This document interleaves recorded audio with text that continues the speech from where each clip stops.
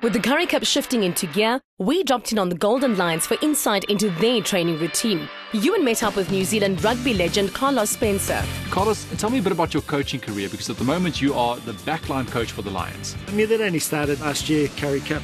I come here on a 2-year contract from the UK. Mitch sort of offered me a job here alongside him as backs and skills coach. So I've been doing it for a year and I'm really enjoying it. I've enjoyed working with this bunch of guys, really young, enthusiastic, and they love to learn. Was that kind of a natural progression for you from being a rugby player to becoming a coach?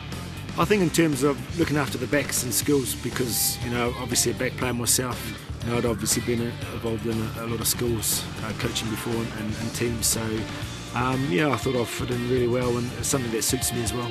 While Carlos brings his experience wearing the All Blacks jersey to the team, the Lions are also excited about another powerful alliance, this time with nutritional specialists.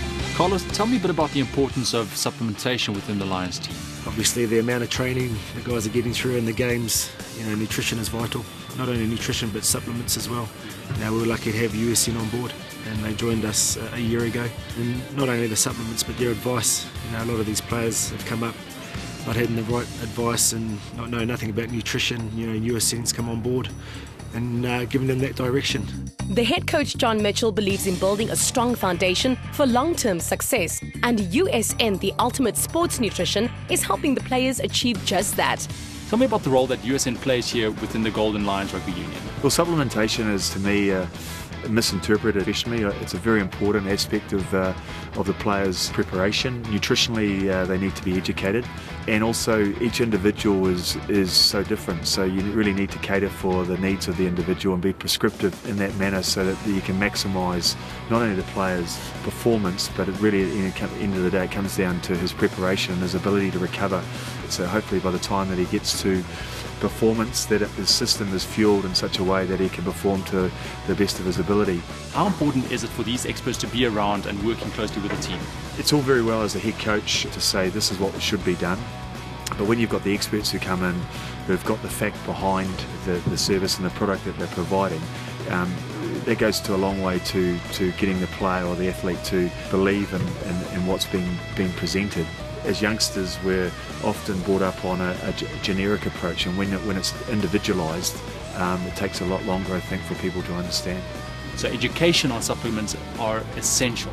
Oh, I think it's essential. I mean, at the end of the day, you're at a loss as a team, and certainly as an individual if you're not providing that kind of service and product in your program. With USN actively involved as part of the team's support personnel and preparation, each player's individual needs, goals and risks are assessed to achieve optimal results. What are some of the key supplements that the team's using at the moment? Certainly protein is a big part of the program, and also the recovery drinks. Obviously each individual is different. Some guys got to lose weight, some guys have got to gain weight.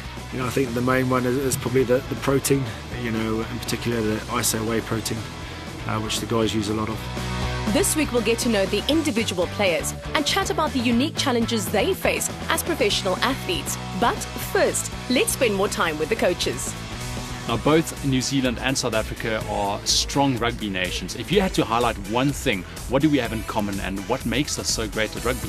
I think the way that we're brought up is that we're very humble people, and we're driven to prove to our families and our friends that we're good enough, and we're very lucky that I guess our physiques as men provide us the opportunity to go into battle.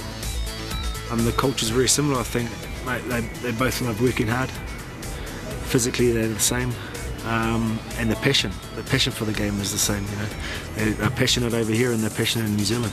With the William Webb Ellis Cup up for grabs, rugby fans are enjoying some mouth-watering clashes on international fields, and South Africans are living the highs and lows with the Boks. Who do you think is going to win the World Cup?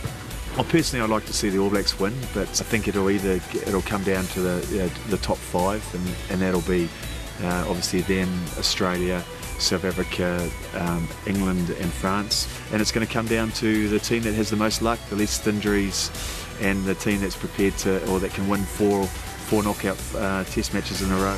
Join us tomorrow as we chat to Wayne Taylor and Ivan van Rooyen about the importance of nutrition and supplementation for the senior and junior players.